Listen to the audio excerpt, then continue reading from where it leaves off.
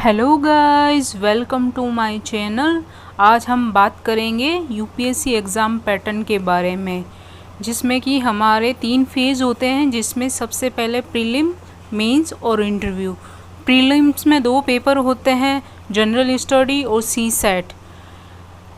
इसमें negative marking भी है। जनरल स्टडी में कुछ सब्जेक्ट होते हैं जैसे ज्योग्राफी, पॉलिटी, हिस्ट्री, साइंस और ये इकोनॉमी, इन्वायरमेंट। और सी सेट में आपको मैथ्स और रीजनिंग और कंप्रहेंशन के लिए भी आपको थोड़ा पढ़ना पड़ेगा। तो आप देख लीजिए 10th लेवल की आप मैथ्स देख सकते हैं, उसके साथ ही न्यूमेरिकल थोड़े बहुत सॉल्व कर लीजिए और पुराने क्वेश्चन पेपर देख लीजिए। पेपर 1 और पेपर 2 के लिए क्वेश्चन पेपर आपको बहुत सारी वेबसाइट के द्वारा मिल जाएंगे, आप देख सकते हैं। गाइस, हमारा ये आगे जानकारी के लिए आप इससे पहले मेरा चैनल सब्सक्राइब करें, लाइक करें, कमेंट करना ना भूलें, ताकि आने वाली और वीडियो हमारी आपको मिलती रहे। उसके बाद होता है हमारा मेंस एग्ज़ाम। मेंस का ये पैटर्न रहता है गाइस, उसमें आपके जीएस के 4 पेपर होंगे, ऐसे का 1 पेपर होगा और 2 इंग्लिश और एक आपको कोई भी इंडियन लैंग्वेज जो होगी वो सेलेक्ट करनी पड़ेगी। उसमें भी आपको क्वालिफाइंग नंबर लाने होते हैं और GS 1, GS 2, GS 3 और 4 के लिए आपको प्रत्येक पेपर के लिए 250 मार्क्स होते हैं।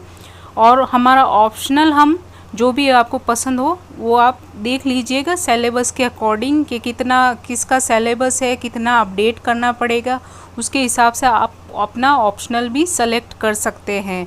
जैसे कि मोस्टली बच्चे ऐसे लेना चाहते हैं जिसको ज़्यादा करंट से अपडेट ना करना पड़े। और सबसे बड़ी बात है कि हमारा सिलेबस आप देख लीजिए, सिलेबस के अकॉर्डिंग क्या क्या की पॉइंट्स है उसके हिसाब से आप अपनी तैयारी कीजिए, ताकि हमें पता चल सके कि हमें एग्ज़ाम को कैसे क्रैक करना है। एग्ज़ाम के लिए हमारे ये होता है कि हमें ऑप्शनल में भी पेपर 1 और पेपर 2 में 250 मार्क्स होते हैं, टोटल मार्क्स होते हैं 500। और ऑप्शनल का बहुत बड़ा रोल होता है गाइस एग्ज़ाम को पास करने के लिए, क्योंकि सबसे ज़्यादा मार्क्स उसी में आप गेन कर सकते हैं, इसीलिए अपनी पकड़ ऑप्शनल में अच्छी बनाएं।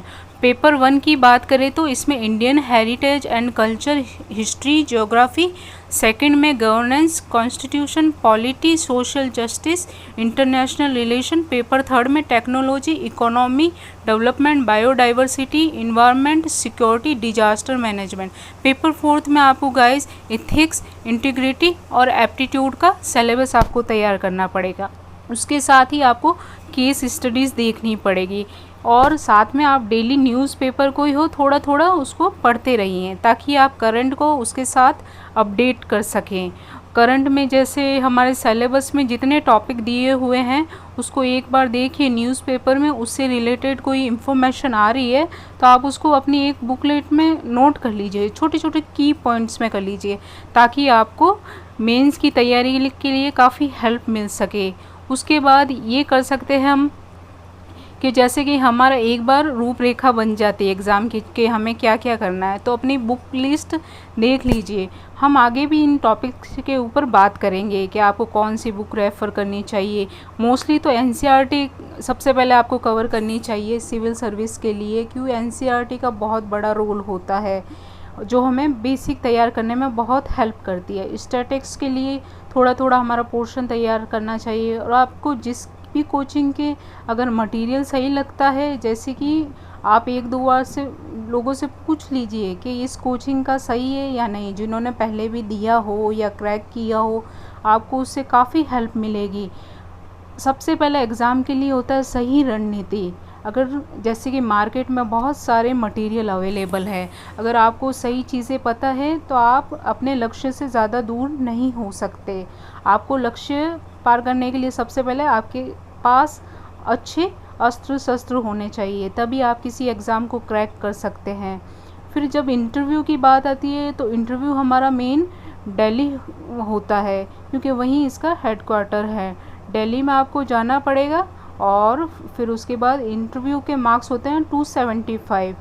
आप देख लीजिए गाइस, और ये अच्छा ऑप्शन होता है तैयारी करने के लिए। आप कभी भी शुरू कर सकते हैं, जब आपको ठीक लगे आप बिल्कुल थैंक यू गाइस।